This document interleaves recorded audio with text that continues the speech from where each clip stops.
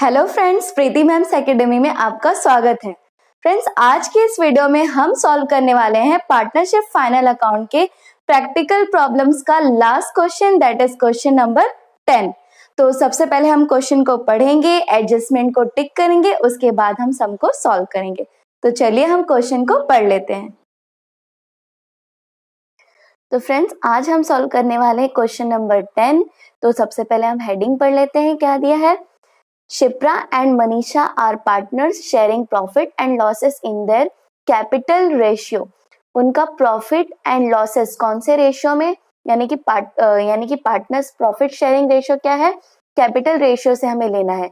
तो जो कैपिटल होगा, कैपिटल हमें कितना दिया है देख लेते हैं। ये जो फिक्स कैपिटल है, ये करंट कैपिटल का नहीं है, जो फिक्स कैपिटल है इसका अमाउंट देखेंगे तो कितना है 90,000 और 30,000। तो ये 90,000 इज टू 30,000। तो अगर जीरो सारे कैंसिल कर दें, हम 0 कैंसिल कर दे तो कितना आ गया 9:3, यानी कि इनका पार्टनर्स का प्रॉफिट शेयरिंग रेशियो कितना हो जाएगा 9:3 हो जाएगा। यानी कि शिप्रा का कितना हो जाएगा 9/9 + 3 कितना होता है 12। तो कितना हो जाएगा 9/12। और मनीषा का कितना हो जाएगा 3 है 3/12। तो ये हो जाएगा इनका प्रॉफिट शेयरिंग रेशियो। तो जब नेट प्रॉफिट आएगा इसी रेशियो में हम इनके बीच में प्रॉफिट को शेयर करेंगे। आगे क्या दिया है, you are required to prepare trading account and profit and loss account for the year ended 31 March 2019 and balance sheet as on that date. यानी कि हमें सारा अकाउंट्स बनाना है, trading account, profit and loss account और balance sheet बनाना है। और हमारा ईयर एंडिंग क्या दिया है 31 मार्च 2019 दिया है। अब हम क्वेश्चन देखते हैं। तो क्वेश्चन में ट्रायल बैलेंस में हमें जो ये सारे आइटम्स दिए होते हैं इसे हम पहले से नहीं पढ़ते, क्योंकि जब हम सम की पोस्टिंग करेंगे इसकी उस वक्त तो हम पढ़ेंगे। तो अभी पढ़ के तो अभी अगर हम एक एक करके पढ़ेंगे, टिकमा करेंगे तो इसमें टाइम वेस्ट होता है। और एग्जाम में हमारे पास इतना टाइम नहीं होता कि आप एक एक पहले एंट्रीज कहाँ क्या जाएगा वो लिखो, फिर एडजस्टमेंट टिक करो, उसके बाद आप पोस्टिंग करते वक्त भी फिर से देखो। इतना हमें टाइम नहीं होता है, हमें टाइम भी मैनेज करना है। इसलिए हम जब ये सारा पोस्टिंग कौन सा कहाँ जाएगा वो हम डायरेक्टली जब क्वेश्चन सॉल्व करेंगे उसी वक्त देखेंगे। तो अब यहाँ पे सबसे पहले हमें क्या चेक करना होगा कि कैपिटल कितना दिया है। तो हम देख सकते हैं यहाँ पे फिक्स कैपिटल भी दिया है और करंट कैपिटल भी दिया है। तो ये वाला जो कैपिटल है ये डायरेक्ट कहाँ चला जाएगा लायबिलिटीज में, बैलेंस शीट के लायबिलिटी में ये वाला कैपिटल हम लिख देंगे। और इस क्वेश्चन में कौन सा अकाउंट बनेगा, पार्टनर्स करंट अकाउंट बनेगा, क्योंकि ये कौन सा मेथड है, फिक्स कैपिटल मेथड है। जब कभी भी आपको करंट अकाउंट और कैपिटल अकाउंट दोनों दिया हो तो हम क्या बनाते हैं, पार्टनर्स करंट अकाउंट। तो फिर ये पार्टनर्स करंट अकाउंट बना के हम उसके ये वाला जो है ओपनिंग करंट अकाउंट है, तो पार्टनर्स करंट अकाउंट के क्रेडिट साइड में हम इसे लिख देंगे, पार्टनर्स करंट अकाउंट के क्रेडिट साइड में। अब हम एडजस्टमेंट देख लेते हैं। तो एडजस्टमेंट सबसे पहले हमें क्या दिया है, स्टॉक ऑन 31 मार्च 2019 वॉज ₹37,000। तो ये क्लोजिंग स्टॉक है, क्योंकि ये लास्ट का डेट हमें दिया है 31 मार्च 2019। तो क्लोजिंग स्टॉक कहाँ जाता है, ट्रेडिंग अकाउंट के क्रेडिट साइड में, और दूसरा इफेक्ट कहाँ जाता है, बैलेंस शीट के असेट साइड में। नेक्स्ट आगे हमें दिया है sales includes sale of machinery of ₹2,000 which is sold on 1 April 2018। बोल क्या रहा है कि सेल्स में इंक्लूड हो गया है, क्या इंक्लूड हो गया है, सेल ऑफ मशीनरी। मशीनरी का सेल जो है वो हमारा डायरेक्ट इनकम नहीं है, तो वो सेल्स में गलती से इंक्लूड हो गया है, तो वहां से हमें उसे एक्सक्लूड करना होगा। तो सबसे पहला इसका इफेक्ट क्या हो जाएगा, सेल्स से माइनस होगा, लेस फ्रॉम सेल्स। तो इसके लिए हमें सेल्स को टिक करना होगा, तो सेल्स पे हम टिक कर लेंगे। एक चीज आपको ध्यान देना है कि क्वेश्चन में रिटर्न्स भी दिया होगा अगर, तो पहले आप रिटर्न्स माइनस करोगे सेल्स रिटर्न्स, उसके बाद आप इसे माइनस करोगे। तो अगर सेल्स रिटर्न दिया है, हम देख लेते हैं सेल्स रिटर्न दिया है कि नहीं। तो यहाँ सेल्स रिटर्न दिया हुआ है, तो सेल्स रिटर्न दिया है तो पहले हम सेल्स रिटर्न माइनस करेंगे। तो सेल्स रिटर्न तो ऑलरेडी हम लिख करके रखते हैं, जो भी फिक्स्ड एंट्रीज होती है जैसे सेल्स रिटर्न वो लिख के रखते हैं। तो माइनस करने के बाद और हमें 2 लाइन्स लीव करना होगा। तो ये जब सेल्स हम लिखेंगे तो उसके नीचे और 2 लाइन हमें लीव करना होगा, क्योंकि ये इसमें एक एडजस्टमेंट है, वो भी हमें माइनस करना है। तो इसीलिए मैं यहाँ पे 2 टिक कर देती हूँ, ठीक है, ताकि हम वहां पे कितने लाइन टोटल लीव करेंगे, सेल्स लिखने के बाद 3 लाइन और लीव करनी होगी। उसके बाद ये इसका सेकेंड इफेक्ट कहाँ जाएगा, ये क्या सेल हुआ है, मशीनरी सेल हुआ है, यानी कि 2000 का मशीनरी 1 अप्रैल 2018 को सेल हो गया। स्टार्टिंग के ही जो हमारा पहला डे था ईयर का, उसी दिन सेल हो गया। तो हमें ये मशीनरी से लेस करना होगा 2000, ठीक है, क्योंकि उतने का मशीनरी सेल हो गया है। तो मशीनरी पे हम टिक कर लेते हैं, यहाँ है मशीनरी, इस पे हमने टिक कर लिया। और इसका दूसरा इफेक्ट कहाँ जाएगा, less from machinery, less from machinery. उसके बाद नेक्स्ट एडजस्टमेंट दिया है डेप्रिसिएशन ऑन फिक्स्ड असेट्स। तो फिक्स्ड असेट्स वो असेट्स होते हैं जो कि बिजनेस में हमने एक बार अगर खरीद लिया तो 5 से 10 साल तक के लिए हमें दोबारा खरीदने की जरूरत नहीं होती, कम से कम 5 साल तक तो वो रहता ही है, ठीक है। तो ऐसे कौन से फिक्स्ड असेट्स है, इसके बारे में मैंने फिक्स्ड असेट्स के बारे में पहले के वीडियोस में भी एक्सप्लेन किया है कि फिक्स्ड असेट्स क्या होते हैं। तो हम जो भी अपने फिक्स्ड असेट्स है उसके ऊपर 5% का डिप्रिसिएशन निकालना है, तो उन सबको हम टिक करेंगे। तो फिक्स्ड असेट सबसे पहले तो क्या है, फर्नीचर है, फर्नीचर पे टिक करेंगे हम। उसके बाद है प्लांट एंड मशीनरी, तो प्लांट एंड मशीनरी पे टिक हो जाएगा, तो ये और एक टिक हो गया, यानी कि 2 टिक हो गया। तो जब हम प्लांट एंड मशीनरी का जब हम प्लांट एंड मशीनरी का पोस्टिंग करेंगे तो वहां पे आपको ध्यान रखना है कि 3 लाइन छोड़ना है नीचे। प्लांट एंड मशीनरी 60,000 लिखने के बाद 3 लाइन और हमें लीव करना है, क्योंकि 2 एडजस्टमेंट है। उसके बाद नेक्स्ट फिक्स्ड असेट्स क्या है, नेक्स्ट है बिल्डिंग, तो हम बिल्डिंग पे भी टिक कर लेते हैं। तो हमने ये सब टिक कर लिया फिक्स्ड एसेट पे। और डेप्रिसिएशन की एंट्रीज कैसे जाती है तो आपको पता ही है, पहले तो हम लेस करेंगे, जो जो असेट्स का डेप्रिसिएशन है उसमें से हम लेस करेंगे जितना जितना आएगा 5%। और सेकेंड इफेक्ट कहाँ जाता है, प्रॉफिट एंड लॉस के डेबिट साइड में, क्योंकि डेप्रिसिएशन क्या है, हमारा लॉस होता है। उसके बाद नेक्स्ट फोर्थ एडजस्टमेंट दिया है, each partners is entitled to get commission 1% of gross profit, यानी कि जब हम ग्रॉस प्रॉफिट निकाल लेंगे उसके बाद हमें ये एडजस्टमेंट करना है। तो एडजस्टमेंट है क्या कि पार्टनर्स को 1% का कमीशन मिलेगा, दोनों पार्टनर्स को 1% का कमीशन मिलेगा। और ये 1% हमें कैलकुलेट किस पे करना है, ग्रॉस प्रॉफिट का 1%। तो जब ग्रॉस प्रॉफिट आ जाएगा उसका हम 1% निकालेंगे, और उसका पहला इफेक्ट कहाँ जाएगा, पार्टनर्स करंट अकाउंट के क्रेडिट साइड में जाएगा, क्योंकि पार्टनर्स के लिए क्या है, ये इनकम है, उन्हें कमीशन मिलने वाला है, इसलिए उनके अकाउंट को हम क्रेडिट करेंगे। और इसका दूसरा इफेक्ट जाएगा प्रॉफिट एंड लॉस के डेबिट में, क्योंकि बिजनेस ये कमीशन पे करेगा, तो बिजनेस के लिए क्या है, ये एक्सपेंसेस है, और एक्सपेंसेस कहाँ जाता है, प्रॉफिट एंड लॉस के डेबिट में। आगे हमें और भी चीज दिया है, क्या दिया है, and interest on capital eight 5%, यानी कि हमें इंटरेस्ट, पार्टनर्स को इंटरेस्ट ऑन कैपिटल भी मिलने वाला है, यानी कि उनका जो फिक्स कैपिटल है, कौन सा कैपिटल, ये देखिए ये वाला 90,000 और 30,000, इस कैपिटल के ऊपर हमें 5% का इंटरेस्ट भी भरना है, पार्टनर्स के लिए देना है, ठीक है। तो 90,000 एंड 30,000 के ऊपर हम 5% इंटरेस्ट कैलकुलेट करेंगे, और उसका इफेक्ट कहाँ जाएगा, एक तो जाएगा पार्टनर्स करंट अकाउंट के क्रेडिट में, क्योंकि ये भी पार्टनर्स के लिए क्या है, इनकम है, तो पार्टनर्स के करंट अकाउंट को हम क्रेडिट करेंगे। और बिजनेस के लिए क्या है, एक्सपेंडिचर है, तो इसके लिए एक्सपेंडिचर हम कहाँ लिखते हैं, प्रॉफिट एंड लॉस के डेबिट में। जो भी इनडायरेक्ट एक्सपेंडिचर है, ऑफिस रिलेटेड एक्सपेंडिचर है, वो प्रॉफिट एंड लॉस के डेबिट में जाता है, तो ये हम वहां लिखेंगे सेकेंड इफेक्ट।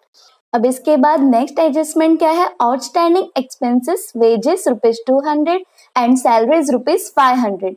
तो ये आउटस्टैंडिंग एक्सपेंसेस है, आउटस्टैंडिंग का मतलब क्या होता है कि अभी देना बाकी है, तो वेजेस और सैलरीज इतना इतना देना बाकी है, तो ये हमें वेजेस और सैलरीज में ऐड करना होगा। तो वेजेस एंड सैलरीज को हम टिक कर लेते हैं, तो वेजेस यहाँ दिया है, इससे हम टिक कर लेंगे, और सैलरीज यहाँ दिया है, इससे हम टिक कर लेंगे। तो इसका फर्स्ट इफेक्ट कहाँ जाएगा, पहले हम इसे प्लस करेंगे, ऐड इन वेजेस, और सैलरीज का ऐड इन सैलरीज। और सेकेंड इफेक्ट जाएगा बैलेंस शीट के लायबिलिटी साइड में, क्योंकि आउटस्टैंडिंग एक्सपेंसेस हमेशा हम लायबिलिटी में लिखते हैं, क्योंकि वो हमें देना बाकी है, वो हमारी लायबिलिटी होती है। उसके बाद नेक्स्ट एडजस्टमेंट हमें दिया है, create provision for doubtful debts at 3% on sundry debtors. तो फिर ये हमें क्या दिया है, डाउटफुल डेब्ट्स, यानी कि ये क्या है, न्यू आरडीडी है, यहाँ पे मैं लिख देती हूँ न्यू आरडीडी। तो ये न्यू RDD 3% किसके ऊपर निकालना है हमें, डेटर्स के ऊपर। तो इसके लिए हमें कुछ भी टिक करने की जरूरत नहीं है, क्योंकि ये तो हम पहले से फॉर्मेट बना के रखते हैं, अपने हर क्वेश्चन में देखा होगा। तो उसी फॉर्मेट में ये माइनस हो जाएगा, डेटर्स में से माइनस होगा, डेटर्स के अमाउंट पे 3% निकालेंगे और हम डेटर्स से माइनस करेंगे और इसका सेकेंड इफेक्ट कहाँ जाएगा, बैड डेब्ट्स में ऐड हो जाएगा प्रॉफिट एंड लॉस अकाउंट में। तो फिर यहाँ प्रॉफिट एंड लॉस के डेबिट साइड में। तो ये हमने सारा एडजस्टमेंट टिक कर लिया है। आप इसका स्क्रीनशॉट ले लीजिए, या फिर अगर आपके पास टेक्स्ट बुक है तो आप एज इट इज टिक करके ले लीजिए, और जब आप सॉल्यूशन देखेंगे, वीडियो देखेंगे, तो फिर ये सामने रखिएगा क्वेश्चन, ताकि आपको सॉल्यूशन अच्छे से समझ में आए। तो फ्रेंड्स, हमने क्वेश्चन पढ़ लिया है, एडजस्टमेंट मार्क कर लिया है। अब हम पोस्टिंग स्टार्ट करेंगे। तो सबसे पहले हमने यहाँ अकाउंट बना लिया है, ये ट्रेडिंग अकाउंट है। ट्रेडिंग अकाउंट में जो जो फिक्स आइटम्स है, जिनका जगह फिक्स है, रिजर्व्ड है, वो आइटम्स हमने पहले से लिख करके रख दिया है। जैसे उनके क्वेश्चन में हमें अमाउंट मिल जाएंगे, हम वहां पुट कर देंगे। और ये डेबिट साइड, ये क्रेडिट साइड हमने बना लिया है। फिर ये प्रॉफिट एंड लॉस अकाउंट, यहाँ भी बैड डेब्ट्स का जो फॉर्मेट हम हर क्वेश्चन में पहले से ही बनाते हैं, ये मैंने बना लिया है। उसके बाद यहाँ पे पार्टनर्स करंट अकाउंट हमने बना लिया है, क्योंकि ये फिक्स कैपिटल मेथड का सम है, जिसमें कि 2 कैपिटल दिया होता है, current capital and capital, fix capital. तो यहाँ पे हमने करंट अकाउंट, इस समय हमें क्या बनाना था, पार्टनर्स करंट अकाउंट, तो इसलिए हमने बना लिया है। और फिक्स जो कैपिटल है, जो फिक्स वाला कैपिटल है, वो कहाँ लिखना था, लायबिलिटी में, फिक्स ओपनिंग कैपिटल, तो वो हमने यहाँ लिख दिया है। और जो करंट कैपिटल का जो अमाउंट दिया है हमें शिप्रा और मनीषा का, वो कहाँ लिखना था, पार्टनर्स करंट अकाउंट के क्रेडिट में, तो वो हमने लिख दिया है। उसके बाद हम यहाँ पे बैलेंस शीट हमने बना लिया है। बैलेंस शीट में फिक्स कैपिटल तो आ गया यहाँ लायबिलिटीज में। उसके बाद यहाँ हमने डेटर्स का जो हमारा फॉर्मेट है 6 लाइन का, हर क्वेश्चन में जैसे कि मैं बताती हूँ, वो पहले से हमने ड्रॉ कर लिया है। अब हम एक एक करके ट्रायल बैलेंस का पोस्टिंग करेंगे। तो सबसे पहले हमें दिया है सन्ड्री डेटर्स, तो सन्ड्री डेटर्स का हमने फॉर्मेट बना करके रखा है असेट्स में, हम वहां पुट करेंगे इसका अमाउंट। तो कितना दिया है, 28,000 इनर कॉलम में लिखेंगे, क्योंकि इसके ऊपर एडजस्टमेंट्स बाकी है। उसके बाद क्या है, परचेसेस, तो परचेसेस का भी हमने यहाँ पे नाम पुट करके रख दिया है, यहाँ पे हम अमाउंट पुट कर देंगे। तो अमाउंट दिया है 55,000, इसे हम इनर कॉलम में लिखेंगे, क्योंकि परचेस रिटर्न इसमें से माइनस करना है। उसके बाद हमें दिया है फर्नीचर, तो फर्नीचर असेट्स है, तो हम असेट्स में लिखेंगे।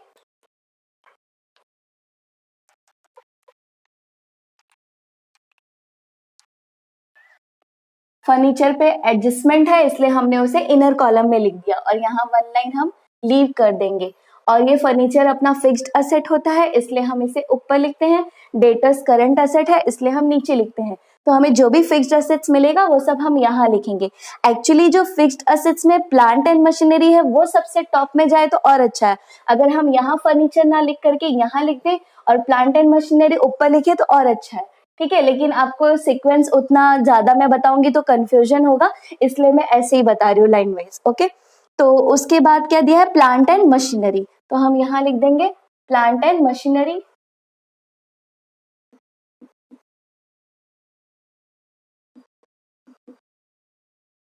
और प्लांट एंड मशीनरी भी फिक्स्ड एसेट है, इस पे भी एडजस्टमेंट है और इस पे 2 एडजस्टमेंट है, तो इसका अमाउंट हम ऐसे इनर कॉलम में लिखेंगे। और उसके बाद 2 एडजस्टमेंट है, तो ये पहला एडजस्टमेंट के लिए हमने एक स्पेस छोड़ा है, और उसके बाद हम यहाँ पे 2 लाइन स्पेस छोड़ेंगे, 2 लाइन।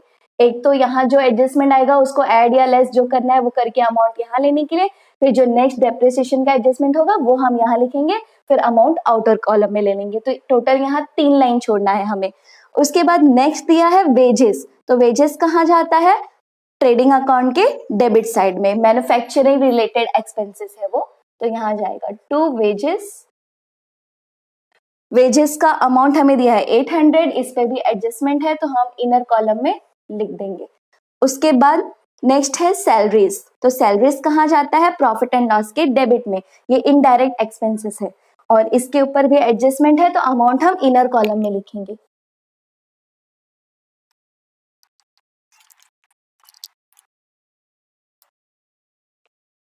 उसके बाद हमें दिया है डिस्काउंट, तो डिस्काउंट जो डेबिट साइड में दिया होता है वो प्रॉफिट एंड लॉस के डेबिट में जाता है, क्योंकि वो हमारा लॉस है और लॉस हम प्रॉफिट एंड लॉस के डेबिट में लिखते हैं। और जो क्रेडिट साइड में डिस्काउंट होता है वो कहाँ जाता है, प्रॉफिट एंड लॉस के क्रेडिट साइड में। तो ये डेबिट वाला हम डेबिट साइड में लिखेंगे, प्रॉफिट एंड लॉस के डेबिट साइड में, टू डिस्काउंट।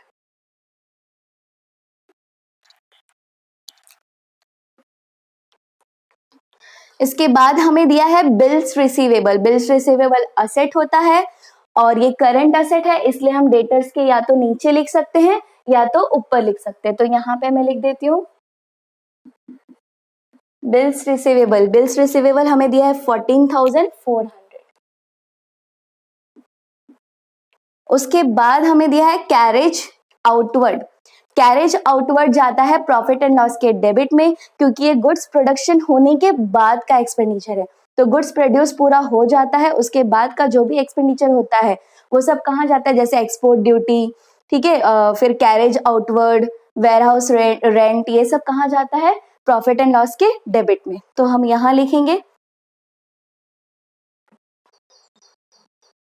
कैरेज आउटवर्ड का मतलब होता है कि जो हमने अगर गुड्स कहीं ट्रांसफर किया है, हमने ट्रांसपोर्ट किया है, तो जो ट्रांसपोर्टेशन का खर्चा आता है उसको हम बोलते हैं कैरेज आउटवर्ड। ओके, तो इसका अमाउंट आ जाएगा 1000।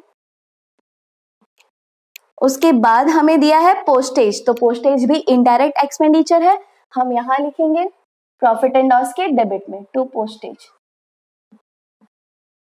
उसके बाद हमें दिया है सेल्स रिटर्न। तो सेल्स रिटर्न सेल्स से माइनस होता है, यहाँ पे हमने स्पेस छोड़ा है, और सेल्स से कितना माइनस होगा सेल्स रिटर्न, 500, और ये दिया है 500, तो यहाँ 500 माइनस करना है, ब्रैकेट में लिख दिया हमने।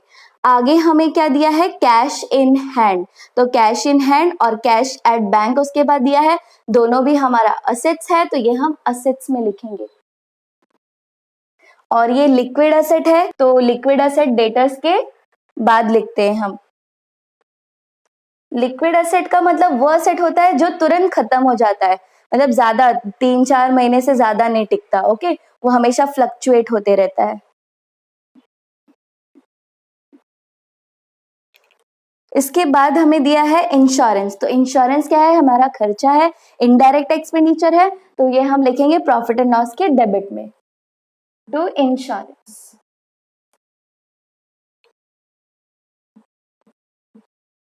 उसके बाद हमें दिया है ओपनिंग स्टॉक। तो ओपनिंग स्टॉक देखिए क्वेश्चन में बीच में दिया है, लेकिन हमें वो हमेशा कहाँ लिखना होता है, ट्रेडिंग अकाउंट के डेबिट साइड के टॉप में, इसलिए हमने पहले से ही वो लिख करके रखा है। तो अब हम अमाउंट उसका लिख देंगे। अमाउंट दिया है 17,800।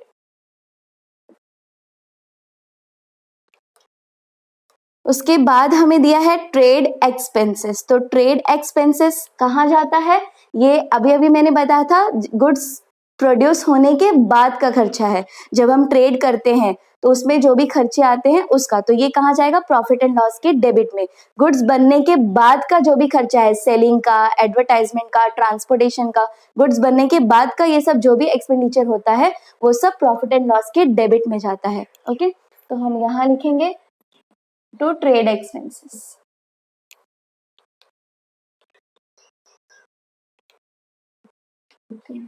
उसके बाद हमें दिया है warehouse rent. Warehouse rent मतलब गुड्स बन गया तो अब उसे वेयर हाउस में रखेंगे, कहीं गोडाउन में रखेंगे, तो वहां पे उसका जो रेंट लगता है हमें, उसे हम कहते हैं वेयर हाउस रेंट। तो ये भी गुड्स बनने के बाद का एक्सपेंडिचर है। गुड्स बनने के बाद का जो भी एक्सपेंडिचर होता है प्रॉफिट एंड लॉस के डेबिट में जाता है। तो यहाँ लिखेंगे टू वेयर हाउस रेंट। उसके बाद यह है एडवर्टाइजमेंट। तो एडवर्टाइजमेंट भी गुड्स बन गया, प्रोडक्शन हो गया, उसके बाद ही हम एडवर्टाइज करते हैं। तो एडवर्टाइजमेंट का भी खर्चा इनडायरेक्ट एक्सपेंडिचर है, डायरेक्टली प्रोडक्शन से रिलेटेड नहीं है, तो इसे भी हम प्रॉफिट एंड लॉस के डेबिट में लिखते हैं। उसके बाद हमें दिया है बिल्डिंग। तो बिल्डिंग क्या है, असेट है, तो इसे हम असेट्स में लिखेंगे, और ये फिक्स्ड एसेट है इसलिए हम ऊपर लिखेंगे, और इसके ऊपर भी डेप्रिसिएशन है, एडजस्टमेंट है, तो हम इसके नीचे एक लाइन लीव कर देंगे। उसके बाद अब हमने डेबिट साइड का सारा पोस्टिंग कर लिया, अब हम क्रेडिट साइड का पोस्टिंग करेंगे। तो क्रेडिट साइड में सबसे पहले दिया है सेल्स, तो सेल्स ऑलरेडी हमने यहाँ लिख के रखा है और सेल्स के ऊपर 2 टिक किया है हमने। तो एक तो यहाँ पे सेल्स रिटर्न के लिए था, ये हमने लिख लिया है, इसका लाइन छोड़ दिया है हमने, और उसके बाद एक और लाइन हमें छोड़ना होगा, एक और एडजस्टमेंट के लिए हमें लाइन छोड़ना होगा। तो यहाँ पे पहले सेल्स का अमाउंट लिख देते हैं 1,20,000 और इसके ऊपर और एक एडजस्टमेंट है। तो पहले तो ये माइनस करके हम यहाँ ले लेते हैं, तो कितना आ जाएगा, 1,20,000 में से 500 माइनस हो जाएगा, तो यहाँ आ जाएगा 1,19,500। और इसके नीचे हम एक लाइन और लीव करेंगे क्योंकि सेल्स के ऊपर 2 एडजस्टमेंट है, तो 2 एडजस्टमेंट होता है तो टोटल कितना लाइन लगता है, 1 2 3। तो ये 2 लाइन हमने यूज कर लिया, एक लाइन हमने छोड़ दिया आगे के एडजस्टमेंट के लिए।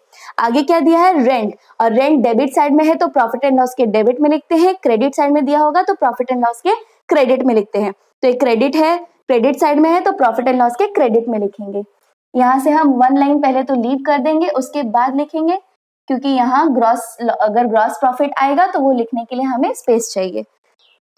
इसके बाद हमें क्या दिया है, sundry creditors, sundry creditors liability होता है तो इसे हम लायबिलिटी में लिखेंगे। और यहाँ पहले तो हम 3 लाइन छोड़ देंगे, 3 लाइन किसके लिए, 3 से 4 लाइन छोड़ देंगे, जो यहाँ का बैलेंस आएगा, जो हमारा आंसर, वो हम यहाँ पर पोस्टिंग करेंगे इसके लिए। तो मैं यहाँ लिख रही हूँ सन्ड्री क्रेडिटर्स। इसके बाद हमें दिया है परचेस रिटर्न, तो परचेस रिटर्न परचेस से लेस होता है, तो हम परचेस से लेस कर देंगे अभी 1,000, तो ये 1,000 लेस करना है, ब्रैकेट में लिख दिया, अभी लेस कर लेंगे तो कितना आ जाएगा, ये 54,000। उसके बाद हमें क्या दिया है, ये आपको अभी लेस कर लेना है क्योंकि बाद में नहीं तो हमसे ये छूट जाता है, ओके। उसके बाद हमें क्या दिया है, डिस्काउंट, तो ये डिस्काउंट कौन से साइड दिया है, क्रेडिट साइड में, इसलिए प्रॉफिट एंड लॉस के क्रेडिट साइड में आएगा क्योंकि ये डिस्काउंट रिसीव्ड है, हमें मिला है डिस्काउंट, हमारा इनकम है, तो ये इनडायरेक्ट इनकम है तो प्रॉफिट एंड लॉस के क्रेडिट साइड में जाता है इनडायरेक्ट इनकम। तो हम यहाँ लिखेंगे बाय डिस्काउंट। उसके बाद हमें दिया है bills payable, bills payable liability होती है तो यहाँ लिखेंगे हम लायबिलिटी में। अब इसके बाद हमें दिया है कैपिटल अकाउंट, वो ऑलरेडी हमने फिक्स कैपिटल जो है यहाँ लिख दिया है। फिर ये करंट कैपिटल जो है ये भी हमने यहाँ, इसका ओपनिंग बैलेंस था ये, वो भी हमने यहाँ पर लिख दिया है, ओके। तो अब हम एडजस्टमेंट 1 बाय 1 सॉल्व करेंगे। तो पहला एडजस्टमेंट हमें क्या दिया है, stock on 31 March 2019 was at ₹37,000, तो ये क्लोजिंग स्टॉक है, इसे हम ट्रेडिंग अकाउंट के क्रेडिट में लिखते हैं और सेकेंड इफेक्ट कहाँ लिखते हैं, असेट्स में। अब सेकेंड इफेक्ट हम एसेट्स में लिखेंगे। उसके बाद दिया है sales include sale of machinery of ₹2,000 which is sold on 1 April 2018। तो ये मैंने आपको बताया था, पहले तो क्या करेंगे, सेल्स में इंक्लूड हो गया है तो उसे एक्सक्लूड करना पड़ेगा सेल से। एक्सक्लूड करने के लिए हम क्या करेंगे, सेल्स से माइनस कर देंगे इसे, क्योंकि वो रॉन्गली इंक्लूड हो गया है, वो मशीनरी का सेल्स था लेकिन गलती से हमारा डायरेक्ट सेल्स में ऐड हो गया है। तो यहाँ हम लिखेंगे लेस सेल ऑफ मशीनरी 2,000। अब इसे हम लेस कर देंगे तो यहाँ आ जाएगा, 1,17,500। उसके बाद इस दूसरा इफेक्ट इसका कहाँ जाएगा, मशीनरी से हमें ये लेस करना है, तो मशीनरी से हम इसे लेस कर देंगे। यहाँ है प्लांट एंड मशीनरी, यहाँ पर हम पहले लेस करेंगे, लेस सेल ऑफ मशीनरी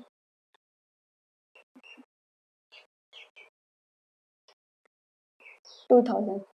तो ये लेस करने के बाद यहाँ आ जाएगा 58,000।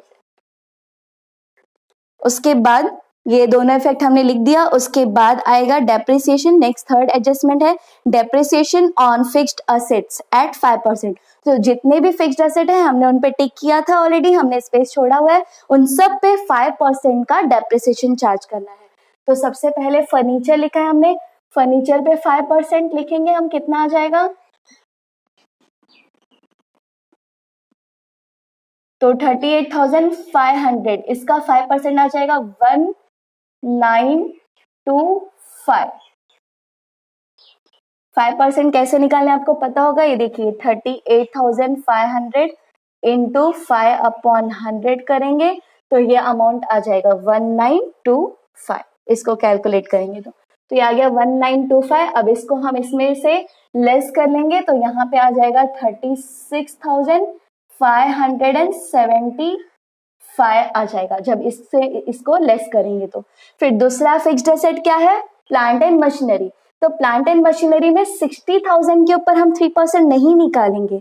हम ये जो सेल हो गया, देखिए सेल कब हुआ है? 1 अप्रैल 2008, यानी कि हमारा जो ईयर का स्टार्टिंग था 31 मार्च 2019 एंडिंग था, तो इस ईयर का स्टार्टिंग क्या था? 1 अप्रैल 2018, उसी दिन सेल हो गया था। मतलब हमने उस मशीनरी को थोड़ा सा भी यूज नहीं किया। अगर हमने वो यूज किया होता, अगर बीच में सेल हुआ होता अक्टूबर को या 1 अक्टूबर को या फिर ऐसा कुछ दिया होता या फिर 31 दिसंबर को, तो जितना मंथ्स हमने यूज किया है उसका भी डेप्रिसिएशन हम ऐड करके यहाँ पे लिखते। लेकिन अभी वो फर्स्ट डे को ही, हमारे ईयर के जिस दिन ओपनिंग था, जिस दिन स्टार्टिंग था, उसी दिन सेल हो गया है, तो उसके ऊपर हम कोई डेप्रिसिएशन चार्ज नहीं करेंगे। हम उसको माइनस करने के बाद जो अमाउंट आएगा, ये ही अमाउंट, इतना ही मशीनरी हमने पूरा साल यूज किया है, तो सिर्फ इसके ऊपर ही 3% हम चार्ज करेंगे डेप्रिसिएशन। तो ये 58,000 मैं यहाँ लिख के बता रही हूँ, 58,000 इंटू 5/100 ये ले लेंगे। 58,000 का 5% कितना आ जाएगा? 2900, 2900। तो इसे हम यहाँ माइनस कर देंगे मशीनरी से, लेस डेप्रिसिएशन,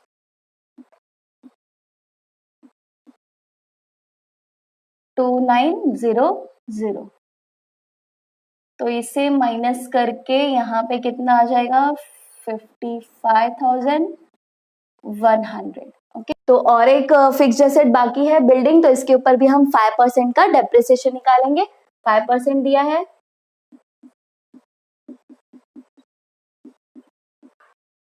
तो 5% 20,000 का कितना हो जाएगा? 1,000। तो यहाँ आ जाएगा 19,000। ओके, तो हमने ये सारा फिक्स्ड एसेट पे डेप्रिसिएशन कैलकुलेट कर लिया, उसे हमने माइनस भी कर लिया। अब इन सब का सेकेंड इफेक्ट लिखेंगे। तो सेकेंड इफेक्ट कहाँ जाता है? प्रॉफिट एंड लॉस के डेबिट में। तो यहाँ प्रॉफिट एंड लॉस के डेबिट में हम लिखेंगे टू डेप्रिसिएशन ऑन, और इसके अंदर जो एक एक करके सारा डेप्रिसिएशन लिखेंगे। तो पहला क्या है? फर्नीचर, फिर दूसरा क्या था? प्लांट एंड मशीनरी,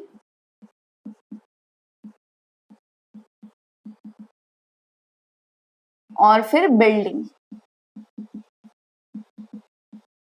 तो फर्नीचर का कितना है? 1925, और प्लांट एंड मशीनरी का है 2000, और बिल्डिंग का कितना है? 1000। इन सबको हम ऐड करके आउटर कॉलम में ले लेंगे। यहाँ आ गया 4925। तो इसका सेकेंड इफेक्ट भी हमने दे दिया डेप्रिसिएशन का। अब उसके बाद फोर्थ एडजस्टमेंट हमें दिया है, each partners is entitled to get commission at 1% of gross profit, और आगे क्या दिया है? Interest eight 5% per annum. तो ये जो ग्रॉस प्रॉफिट 1% कमीशन उनको जो मिलने वाला है, ये किसके ऊपर कैलकुलेट करना है? 1% ग्रॉस प्रॉफिट के ऊपर। तो जब हम ग्रॉस प्रॉफिट कैलकुलेट कर लेंगे, उसके ऊपर हम 1% का कमीशन कितना आएगा कैलकुलेट करेंगे, और फिर दोनों पार्टनर्स के करंट अकाउंट के क्रेडिट साइड में हम उसकी पोस्टिंग करेंगे। और सेकेंड इफेक्ट कहाँ जाएगा? प्रॉफिट एंड लॉस के डेबिट में।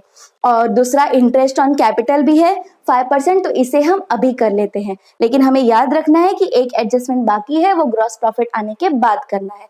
तो पहले हम इंटरेस्ट ऑन कैपिटल निकालते हैं। तो कैसे निकालेंगे आप? ये वाला कैपिटल है, इस पे नहीं निकालना है हमें 5%। ये जो कैपिटल है फिक्स कैपिटल, इसके ऊपर निकालना है हमें। ये मैंने टिक करते वक्त भी आपको बताया था कि इस कैपिटल के ऊपर निकालना है, क्योंकि ये फ्लक्चुएट होते रहता है, ये हमेशा सेम नहीं रहता। ये फिक्स वाला कैपिटल है जो कि पूरा साल सेम रहेगा। तो यहाँ पे हम लिखेंगे। तो ये हमने कैलकुलेशन कर लिया है। अब यहाँ पे कैसे लिया हमने? शिप्रा का कितना था कैपिटल? 90,000, 90,000 पे 5% कितना आ गया? 4,500। मनीषा का कैपिटल कितना था? 30,000, तो 30,000 पे 5% कितना आ गया? 1,500। तो ये दोनों जो है इंटरेस्ट ऑन कैपिटल, इसका एंट्री कहाँ जाएगा? पहला तो पार्टनर्स करंट अकाउंट के क्रेडिट साइड में, तो यहाँ पे हम लिखेंगे bye interest on capital.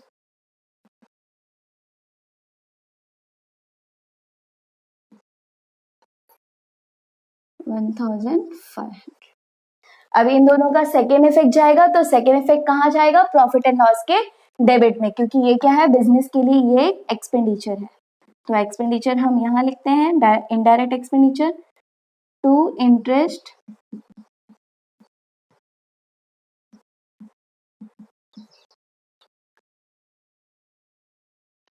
$4,500 $1,500, total कितना आ गया? 6,000। तो इसका दोनों इफेक्ट हमने पास कर दिया है इंटरेस्ट ऑन कैपिटल का। अब हम नेक्स्ट एडजस्टमेंट पढ़ेंगे। तो नेक्स्ट एडजस्टमेंट क्या है? Outstanding expenses ₹200 on wages and salaries पे 500। आउटस्टैंडिंग एक्सपेंसेस को हम क्या करते हैं? ऐड करते हैं। तो हम यहाँ वेजेस में 200 दिया है, 200 ऐड करेंगे, यहाँ लिखेंगे प्लस आउटस्टैंडिंग वेजेस,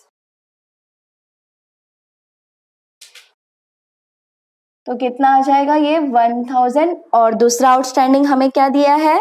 सैलरीज का, तो सैलरीज में भी हम ऐड करेंगे 500, तो ये आ जाएगा 4000। ओके, अब इसका हम सेकेंड इफेक्ट देंगे। तो सेकेंड इफेक्ट कहाँ जाता है? लायबिलिटीज में। तो हम यहाँ लिखेंगे लायबिलिटीज में आउटस्टैंडिंग एक्सपेंसेस, और यहाँ सबसे पहले वेजेस और सैलरीज। वेजेस कितना दिया था हमें? 200, और सैलरीज कितना दिया था हमें? 500, तो इसका टोटल आ जाएगा 700। ओके, अब उसके बाद क्या दिया है हमें? इसका दोनों इफेक्ट हमने पास कर दिया। अब उसके बाद हमें क्या दिया है? Create provision for doubtful debts at 3% on sundry debtors, यानी कि सन्ड्री डेटर्स के ऊपर 3% का क्या है? Provision for doubtful debts. Provision for doubtful debts यानी कि ये new RDD, reserve for doubtful debts. तो आप प्रोविजन फॉर डाउटफुल डेब्ट्स लिखो या न्यू आरडीडी लिखो तो भी चलेगा। तो यहाँ पे डेटर्स में दूसरा कोई एडजस्टमेंट यहाँ नहीं दिया था। ये जगह हम किस लिए छोड़ते हैं? अनरिकॉर्डेड सेल्स दिया हो या बिल डिसऑनर्ड का ऐसा कुछ एडजस्टमेंट दिया हो, तो वो वाला एडजस्टमेंट का एक पोस्टिंग यहाँ जाता है, इसलिए हम ये प्लेस छोड़ते हैं। तो ऐसा कोई एडजस्टमेंट नहीं दिया था, तो ये सेम अमाउंट हम यहाँ लिख लेंगे 28,000।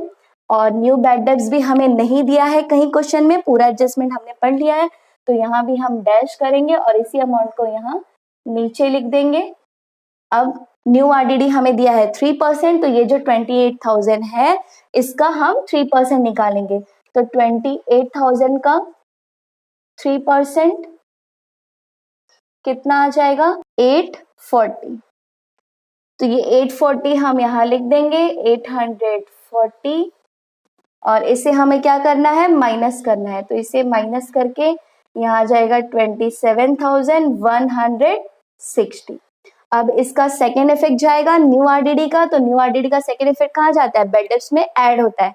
तो यहाँ पे आपके क्वेश्चन में बैड डेब्ट्स नहीं दिया था, तो यहाँ हम डैश कर देंगे। न्यू बैड डेब्ट्स भी हमें नहीं दिया एडजस्टमेंट में, डैश कर देंगे, और यहाँ भी फिर डैश आ जाएगा। यहाँ कुछ भी अमाउंट नहीं है, तो न्यू आरडीडी कितना अभी हमने देखा 840, वो लिख देंगे। और क्वेश्चन में ओल्ड आरडीडी भी कुछ नहीं है, तो यहाँ पे ये सेम अमाउंट आएगा 840, और यहाँ डैश, और यहाँ पे भी 840। ये फॉर्मेट इसलिए बनाते हैं क्योंकि मोस्टली आपको न्यू बैड डेब्ट्स दिया होता है या ओल्ड आरडीडी, तो आपको कंफ्यूजन नहीं होना चाहिए। आप सोच रहे होगे कि यहाँ कुछ नहीं था, फिर भी मैम ने क्यों ये पूरा एडजस्टमेंट के लिए क्यों इतना सारा लाइन्स ये किया। ये मोस्ट ऑफ द क्वेश्चंस, अगर आप प्रीवियस क्वेश्चंस भी देखोगे तो ये सारे एडजस्टमेंट्स दिए ही होते हैं, किसी किसी सम में हार्डली नहीं दिया होता। तो ये फॉर्मेट आप जरूर बनाना, तो फिर कंफ्यूजन नहीं होगा। ओके, उसके बाद नेक्स्ट आगे हमें क्या दिया है? आगे कुछ नहीं दिया है, ये लास्ट एडजस्टमेंट था। अब हम क्या करेंगे? पहले तो ग्रॉस प्रॉफिट कैलकुलेट करेंगे। ग्रॉस प्रॉफिट कैसे कैलकुलेट करेंगे? पहले क्रेडिट साइड का टोटल करेंगे, फिर डेबिट साइड का टोटल हम लेंगे, और दोनों में से कौन सा ज्यादा आ रहा है वो देखेंगे। अगर क्रेडिट ज्यादा होगा, क्रेडिट साइड का टोटल ज्यादा होगा, तो हमें ग्रॉस प्रॉफिट मिलेगा माइनस करने के बाद। और अगर डेबिट साइड का टोटल ज्यादा होगा तो माइनस करने के बाद हमें ग्रॉस लॉस मिलेगा। उसके बाद ग्रॉस प्रॉफिट निकालने के बाद हमें क्या करना है, पार्टनर्स को कमीशन भी देना है ना, 1% का कमीशन बोला है, तो वो हम कैलकुलेट करेंगे। तो पहले हम ग्रॉस प्रॉफिट कैलकुलेट कर लेते हैं। तो ये हमने कैलकुलेशन कर लिया है। क्रेडिट साइड का टोटल आया 1,54,500 और डेबिट साइड का टोटल आया 72,800। तो जब हमने माइनस किया, क्रेडिट का टोटल ज्यादा था तो उसमें से जब हमने डेबिट का माइनस किया तो हमें मिला 81,700। ये क्या हो जाएगा अपना ग्रॉस प्रॉफिट, क्योंकि क्रेडिट का टोटल ज्यादा है। तो ये ग्रॉस प्रॉफिट हम यहाँ लिख देंगे। तो ग्रॉस प्रॉफिट कैरिड डाउन 81,700 और ये जो क्रेडिट साइड जो टोटल ज्यादा था वो हम यहाँ दोनों साइड में लिख देंगे 1,54,500।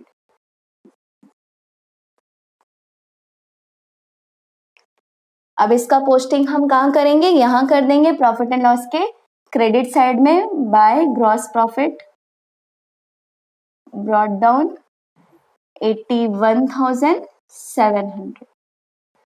अब ये जो 81,700 आ गया है, इसके ऊपर क्या करना है, 1% का कमीशन निकालना है और वो पार्टनर्स को हमें देना है। तो 1% कितना आएगा, 81,700 का 1% हम कैलकुलेट करेंगे ठीक इसी तरह जिस तरह से हमने कैपिटल कैलकुलेट किया वैसे ही। तो मैं यहीं पे कैलकुलेट करके आपको दिखा दे रही हूँ। तो यहाँ पे हम लिख लेंगे अपना ग्रॉस प्रॉफिट कितना आया था, 81,700 इंटू 1%। तो ये कितना आ जाएगा, 0 0 कैंसिल, तो ये आ गया 817। तो 817 दोनों को मिल रहा है कमीशन। तो यहाँ पे हम सबसे पहले तो कमीशन मिल रहा है तो पार्टनर्स का इनकम हो रहा है, तो पार्टनर्स के अकाउंट को हम क्या करेंगे, क्रेडिट, इनके करंट अकाउंट में क्रेडिट साइड लिखेंगे बाय कमीशन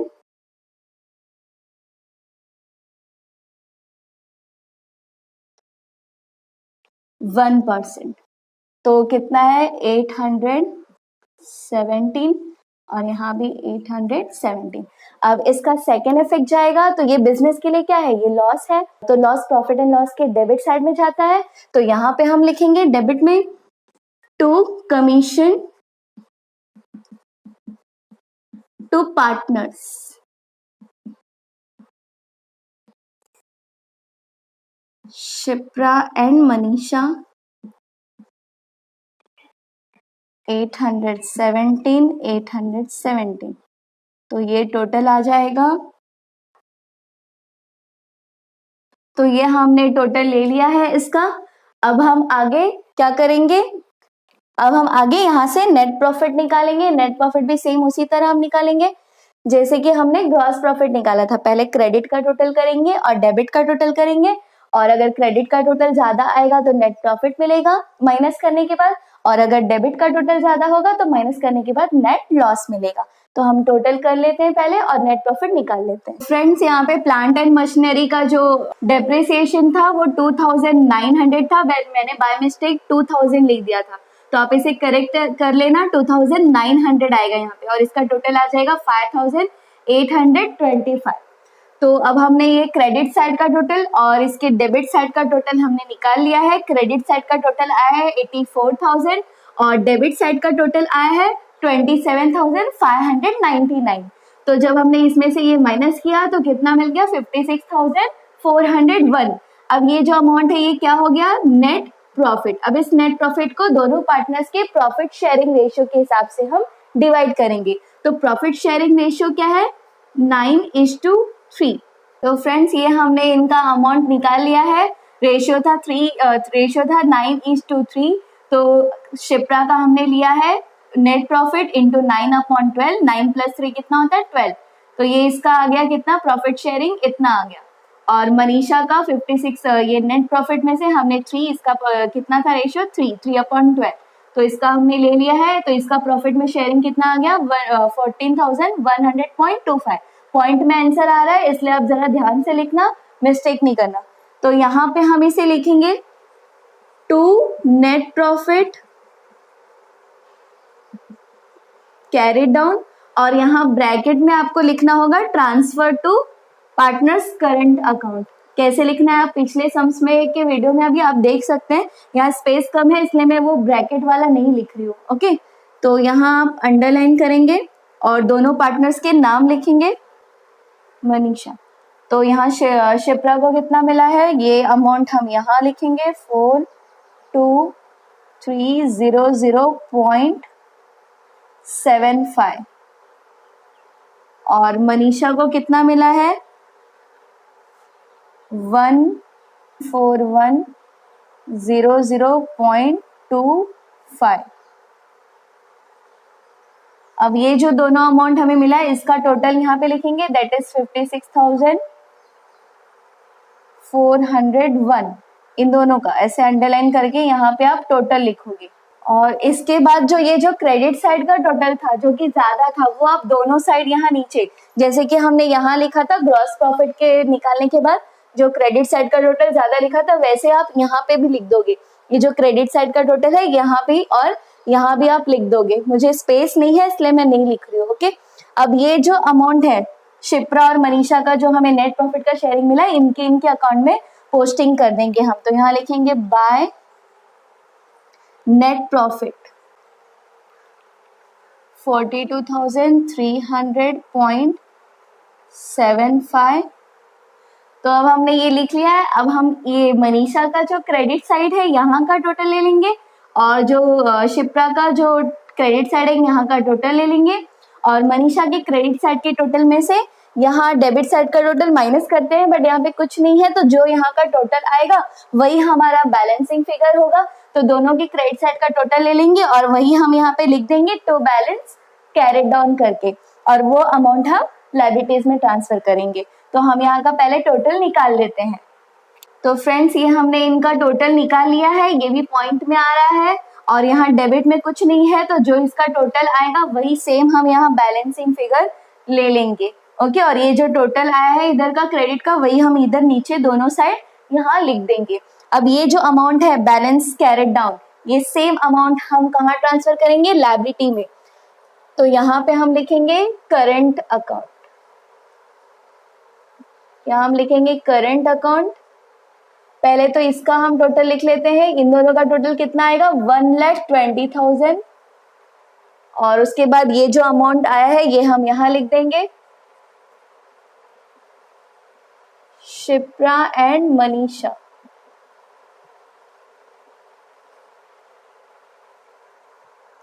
$52617। तो ये जो अमाउंट है दोनों का हमने लिख दिया है। शिप्रा का कितना आया था 52,617.75, तो वो हमने यहाँ लिख दिया, और मनीषा का कितना आया था 19,417.25, तो ये हमने यहाँ लिख दिया। और ये दोनों का टोटल लेंगे तो दोनों का टोटल कितना आएगा 72,035, ये लिख देंगे। अब यहाँ लायबिलिटी साइड का हम टोटल लेंगे और असेट साइड का हम टोटल लेंगे। तो यहाँ का टोटल कितना आ रहा है लायबिलिटीज एंड असेट्स का 2,40,235, और यहाँ पे भी ये भी जब हम टोटल करेंगे तो सेम आएगा। ये हम टोटल करके देख लेंगे 2,40,235 रुपीज। तो ये दोनों टोटल सेम आ रहा है, मतलब हमारा सॉल्यूशन करेक्ट है। ओके, तो इसका आप पहले स्क्रीनशॉट ले लीजिए अभी। तो फ्रेंड्स ये लास्ट क्वेश्चन था पार्टनरशिप फाइनल अकाउंट के प्रैक्टिकल प्रॉब्लम्स का, जो कि क्वेश्चन नंबर 10 हमने सॉल्व कर लिया है। तो पार्टनरशिप फाइनल अकाउंट के टोटल मैंने 13 लेक्चर्स 13 वीडियोस बनाए हैं, जिसमें मैंने पहले वीडियो में इंट्रोडक्शन एक्सप्लेन किया है पार्टनरशिप का, सेकेंड वीडियो में मैंने फीचर्स एंड डेफिनेशन एक्सप्लेन किया है, थर्ड वीडियो में final account partnership final account में कौन सा अकाउंट बनाना है, किसमें क्या पोस्टिंग करनी है, ट्रायल बैलेंस में कौन सा आइटम्स दिया होता है, उसकी पोस्टिंग कहाँ होती है, सब मैंने एक्सप्लेन किया है। और उसके बाद बाकी के जो 10 वीडियोस है क्वेश्चन नंबर 1 से लेके क्वेश्चन नंबर 10 तक, मतलब ये वीडियो इंक्लूडिंग करके, तो ये सारे जो वीडियोस है पार्टनरशिप फाइनल अकाउंट के, ये सब आपको प्लेलिस्ट में भी मिल जाएगा। और अगर आपने मेरे चैनल को सब्सक्राइब किया है तो आपको आसानी से सारे वीडियोस देखने के लिए मिल जाएंगे। और अगर आपने नहीं सब्सक्राइब किया है तो प्लीज उसे सब्सक्राइब कर लीजिए और सारे वीडियोस देखिए, आपके फाइनल अकाउंट से रिलेटेड जो भी डाउट्स होंगे वो क्लियर हो जाएंगे और आप हर क्वेश्चन अच्छे से सॉल्व कर पाएंगे क्योंकि हमने सारे एडजस्टमेंट्स कवर किए। फिर भी अगर आपको कोई डाउट आता है तो आप कमेंट सेक्शन में जरूर पूछिए, और अगर आप चाहते हैं कि मैं किसी और टॉपिक पे भी वीडियो बनाऊं अलग से, जैसे कि मैंने बैड डेब्ट्स के एडजस्टमेंट पे अलग से वीडियो बनाया, तो वैसे अगर आप चाहते हैं कि और भी किसी एडजस्टमेंट्स पे मैं अलग से वीडियो बनाऊं तो फिर आप मुझे कमेंट्स में जरूर बोलिए, तो मैं उसके ऊपर अलग से वीडियो जरूर बनाऊंगी। अब ये चैप्टर हमारा खत्म हो गया, पार्टनरशिप फाइनल अकाउंट। अब नेक्स्ट चैप्टर हम जो स्टार्ट करेंगे, नेक्स्ट वीडियो से न्यू चैप्टर स्टार्ट करेंगे, that is final account of not for profit concern, जो कि आपके सिलेबस का चैप्टर नंबर 2 है। तो फ्रेंड्स, होप आज का ये वीडियो आपको पसंद आया होगा। अगर आपको ये वीडियो पसंद आया है तो प्लीज इसे लाइक कीजिए, शेयर कीजिए और हमारे चैनल को सब्सक्राइब कीजिए, और जिन्होंने सब्सक्राइब कर लिया है उनको थैंक यू।